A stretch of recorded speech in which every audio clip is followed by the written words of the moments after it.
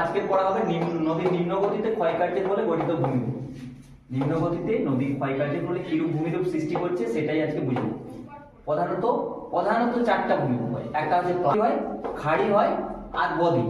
এবং বদ্বীপের আবার দুটো তিনটে ভাগ আছে। আজকে এই প্রধান যে ভূমিরূপগুলো সেগুলো হলো প্লাবনভূমি। প্লাবনভূমি নদীর ক্ষয়কার্যের ফলে প্লাবনভূমি কোনখানে গঠিত হয় না, যখন নদী পার্বত্য অঞ্চল থেকে সমভূমিতে আসছে তখন নদীর গতিবেগটা কি হচ্ছে, কমে যাচ্ছে।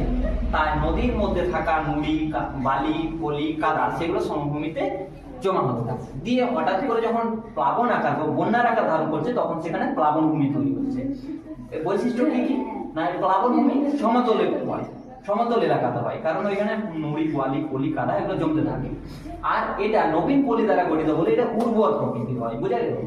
আর এর দৈর্ঘ্য কত